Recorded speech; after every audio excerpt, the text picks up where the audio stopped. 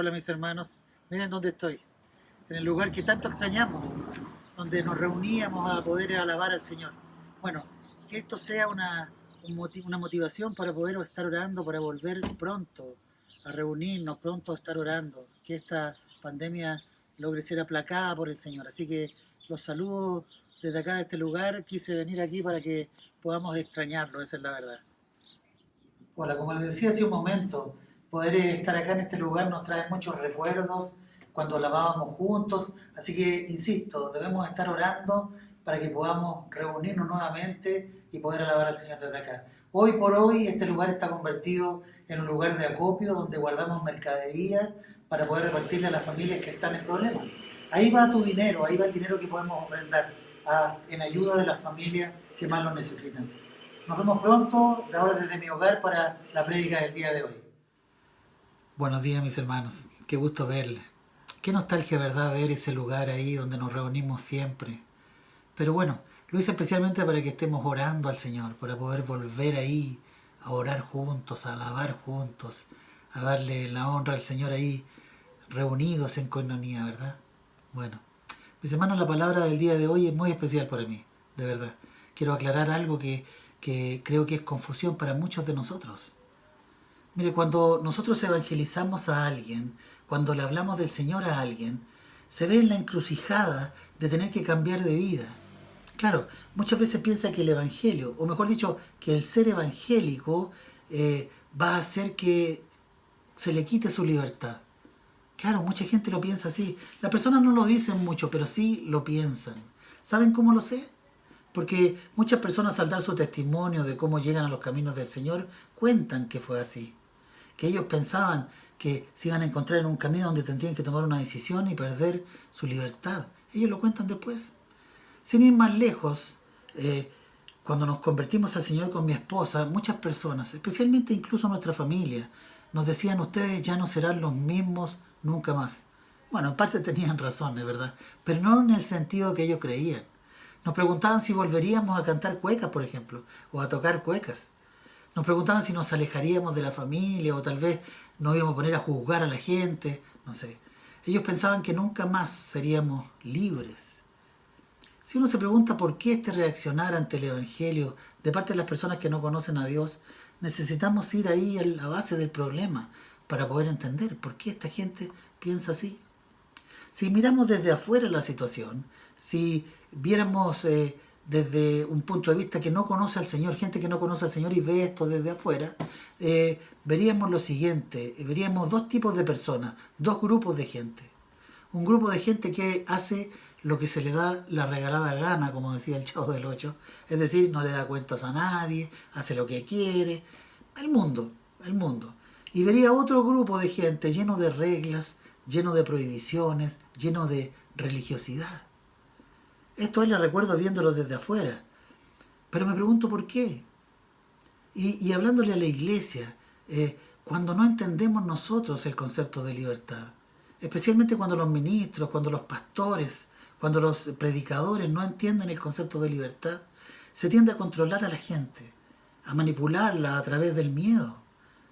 Hace un tiempo atrás escuché un testimonio de un pastor de avanzada edad. Contaba que cuando él era muy joven, en su congregación, estaba prohibido ver el fútbol, por ejemplo. Estaba prohibido ir al cine, estaba prohibido ver la televisión era como del demonio. Los hombres no podían usar pantalón corto, menos las mujeres, olvídense. Las mujeres no se podían maquillar, no se podía bailar.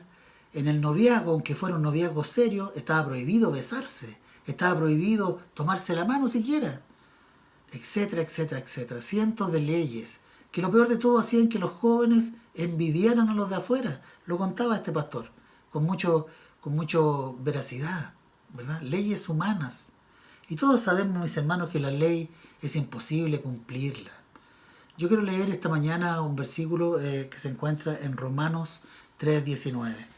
Dice la palabra del Señor: pero sabemos que todo lo que la ley dice, lo dice a los que están bajo la ley, para que toda boca se cierre y todo el mundo quede bajo el juicio de Dios, ya que por las obras de la ley ningún ser humano será justificado delante de él, porque por medio de la ley es el conocimiento del pecado. Yo pienso que es necesario leerlo desde otra versión un poco más moderna, con un lenguaje más actual. De hecho, lo leeré y estaré leyendo durante la prédica de una versión que se llama TLA, Traducción al Lenguaje Actual. El mismo versículo dice lo siguiente, dice: sabemos que la ley de Moisés tiene valor para los que se someten a ella. Y todo, y lo que la ley dice es para que nadie pueda declararse inocente. Es para que todo el mundo se reconozca culpable ante Dios. El cumplimiento de la ley no nos hace inocentes ante Dios. La ley solo sirve para que reconozcamos que somos pecadores. Mis hermanos, sabemos que es imposible cumplir la ley. Y más encima Jesús vino aquí y subió el estándar de la ley. Recordemos que el Señor dijo, mira, por ejemplo, Él decía, está escrito que no matarás. Mas yo te digo que si insultas a tu prójimo y si le llamas fatuo, ya estás matándolo. ¡Wow! Él subió el estándar de la ley. Es prácticamente imposible cumplir la ley. Esa es la verdad. Quiero leerles otro versículo que se encuentra en Gálatas 3, versículo 10. Dice, porque todos los que dependen de las obras de la ley están bajo maldición. Pues escrito está, maldito todo aquel que no permaneciere en las cosas que están escritas en el libro de la ley, para hacerlas. Y que por la ley ninguno se justifica para con Dios. Es evidente, porque el justo por la fe vivirá. Y la ley no es de fe, sino que dice, el que hiciere estas cosas vivirá por ellas. Cristo nos redimió de la maldición de la ley, hecho por nosotros maldición, porque escrito está, maldito todo es aquel que es colgado en un madero. Para que en Cristo Jesús la bendición de Abraham alcanzase a los gentiles, a fin de que por la fe recibiésemos la promesa del Espíritu. Amerita también, ¿verdad?, la lectura en una versión más moderna. Dice así, pero corren un grave peligro los que buscan agradar a Dios obedeciendo la ley. Porque la Biblia dice, maldito sea el que no obedezca todo lo que la ley ordena. Nadie puede agradar a Dios solo obedeciendo la ley, pues la Biblia dice, los que Dios ha aceptado y confían en Él vivirán para siempre. Pero para tener vida eterna por medio de la ley, no haría falta confiar en Dios, solo habría que obedecer la ley. Por eso dice la Biblia, el que obedece la ley se salvará por obediencia, pero Cristo prefirió recibir por nosotros la maldición que cae sobre el que no obedece la ley. De ese modo nos salvó, porque la Biblia dice, Dios maldecirá a cualquiera que muera colgado en un madero. Por eso, la bendición que Dios prometió darle a Abraham es también para los que no son judíos, para nosotros. Así que si confiamos en Cristo, recibiremos el Espíritu que Dios nos ha prometido. Todas estas palabras, mis hermanos, dicen, sintetizándolo, que no podemos con la ley. No podemos con la ley. Por más que nos esforzáramos, aún así estaríamos pecando, por ejemplo, cuando nuestra mente divaga.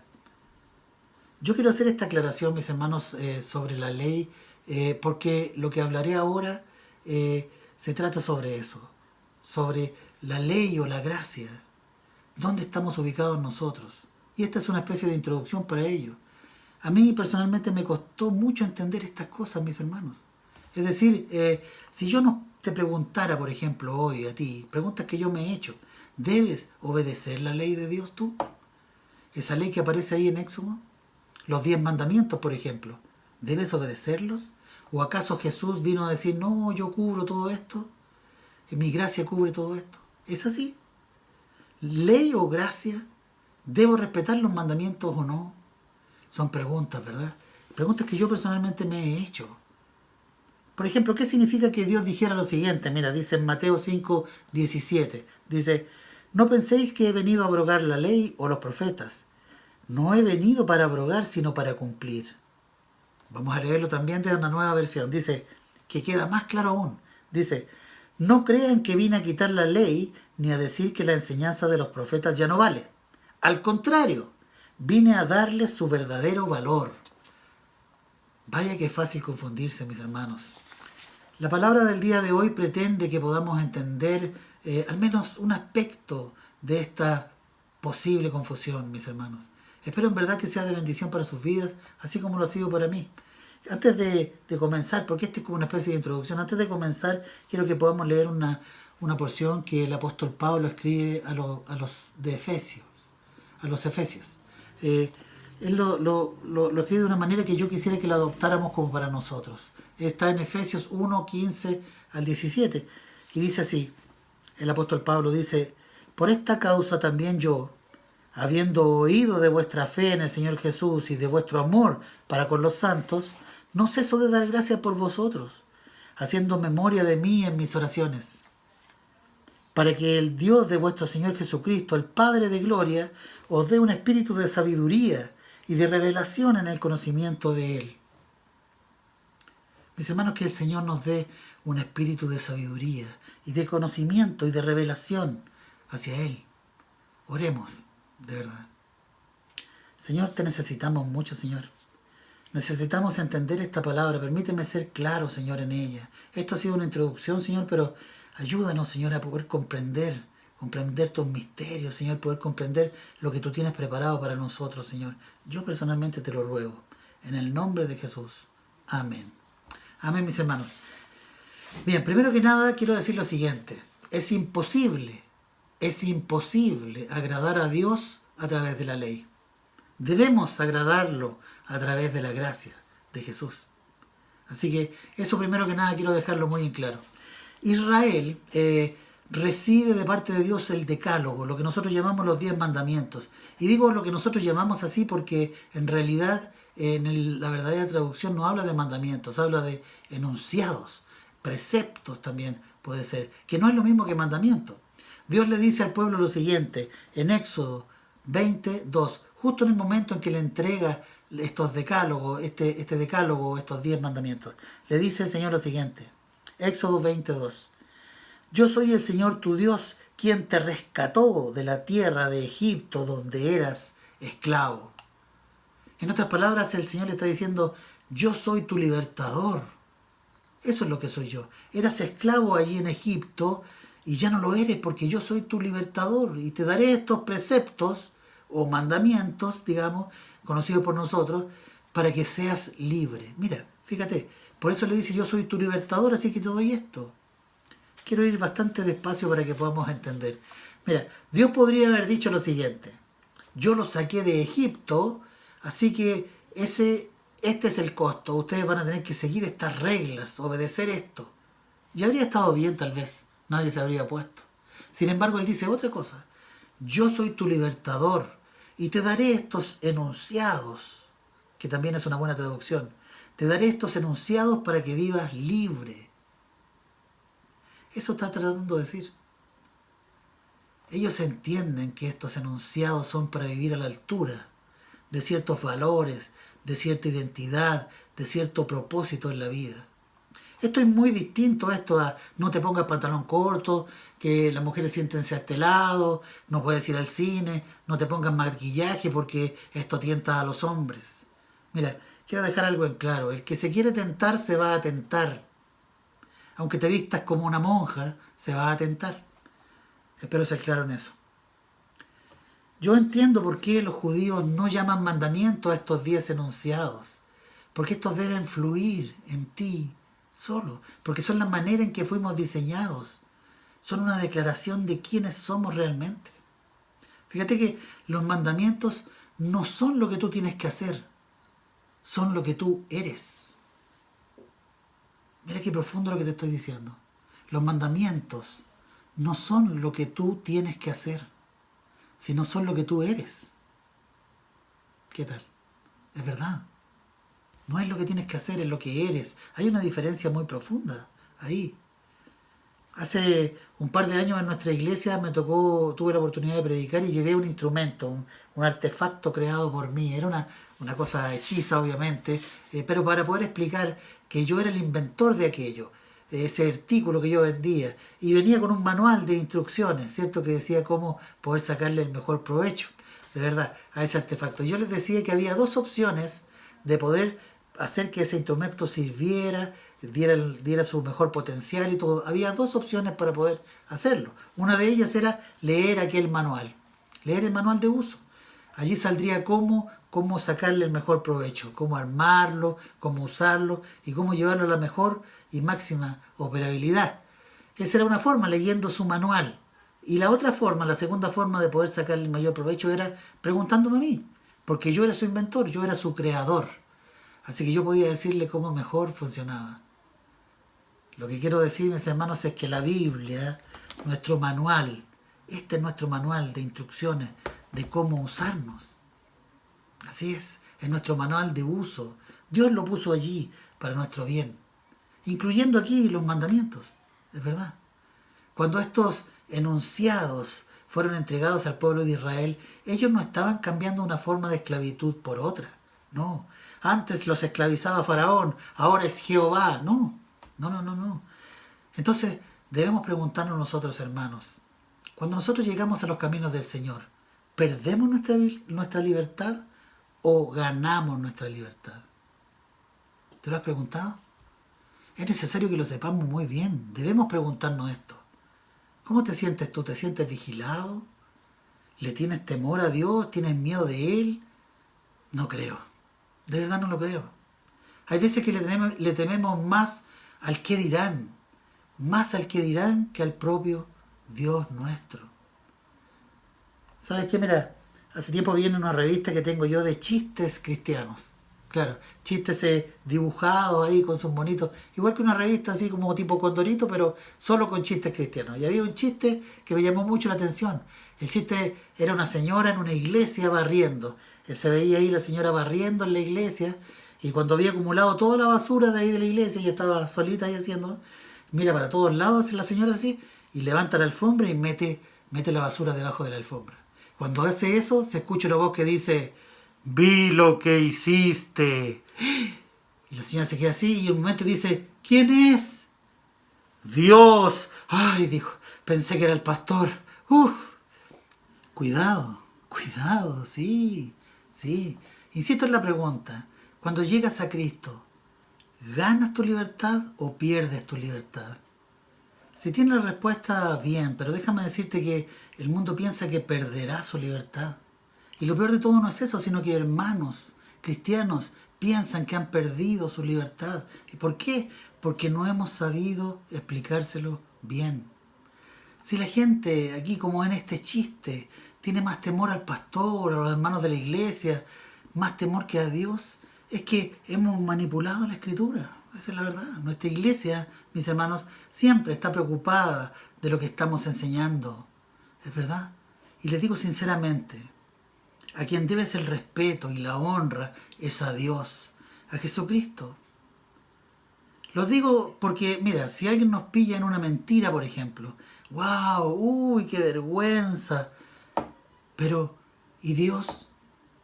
Él ya lo sabía. ¿Y no le temes? ¿No tienes miedo a lo que Él piensa? ¿No temes? ¿No tienes temor, mejor dicho? Yo como pastor puedo ayudarte, aconsejarte, pero a quien debes temer, en el buen sentido de la palabra, es a Dios. Los enunciados, mis hermanos, fueron creados para nuestro beneficio. Pasa algo parecido, fíjate, con las leyes del tránsito. El disco pare, por ejemplo, no fue creado para que te pasen partes. No fue creado para eso. Fue creado para que no quedes pegado atrás de un camión tolva y tu auto se convierta en un acordeón. Para eso. Es decir, fue creado para cuidarte, para que manejes tranquilo, para que manejes libre, para que circules por la carretera sin miedo. Libre, libre. Lo mismo estos enunciados. Debemos verlo desde esta perspectiva, mis hermanos. Los mandamientos me cuidan. Los mandamientos me cuidan. Y más encima, si fallo, está la gracia de Jesucristo para salvarme. ¡Wow! ¡Qué Dios tan maravilloso, mis hermanos! El Señor dice: mira, te doy estos pronunciamientos porque soy tu libertador. Así está diciéndolo en la palabra. Dice la palabra también que Cristo vino a dar libertad a los cautivos, mis hermanos. ¿Cómo entonces? ¿Cómo eres libre? Siguiendo estos pronunciamientos de Dios. Debemos entenderlo, mis hermanos. Ahora, es cierto, para ser libres debes seguir un consejo de parte de Dios. Digo esto para los que están atados a algo, mis hermanos. Mira, si no eres libre, si estás atado, tu espíritu va a estar inquieto, no podrás gozar de lo que el Señor tiene preparado para ti, una vida plena. No puedes porque estás atado a algo. Hay personas que están atadas al licor, mis hermanos. Es cierto. Mira, si no lo sabes, pregúntale a tu pareja. ¿Qué piensa ella cuando bebes? Otros están atados a pornografía, a un mal carácter que no pueden controlar. Están atados. Otros están atados a celos impulsivos y a muchas otras cosas más. Y lo que debes hacer para cambiar esa situación es rendirte. Sí, rendirte. Primero que nada, reconocer ante Dios lo que eres. Cada uno sabe muy bien qué problema es el que trae. ¿Cuál es su tranca? ¿Cuál es lo que lo tiene atado? Cada uno sabe. Y lo que debes hacer es reconocerlo ante Dios. Y luego rendirte a Él. Que Él haga la obra. Es verdad, necesitas ser libre. Mis hermanos, todos los que me están mirando en este momento, todos los que están escuchando esta prédica son cristianos, o la mayoría de ellos lo es. Y tienes un deber con Dios. Este deber es examinarte para saber si estás en la fe. Para ver si has crecido como su hijo o su hija. Mira, yo llamé este mensaje yo soy así y qué. Claro, porque es una frase que muchos lo piensan. No podemos decir esto, mis hermanos. Esto es para el mundo, no para nosotros. Nosotros somos hijos de un rey e hijas de un rey. Quiero leerte lo que dice el salmista, que corrobora lo que te estoy diciendo. En Salmo 119, 44 al 46, dice lo siguiente la palabra del Señor. Por toda la eternidad obedeceré fielmente tu ley. Viviré con toda libertad porque he buscado tus preceptos. Oye, lo voy a leer de nuevo. Por toda la eternidad obedeceré fielmente tu ley. Viviré con toda libertad porque he buscado tus preceptos, tus mandamientos. Él lo entendió. El salmista lo entendió.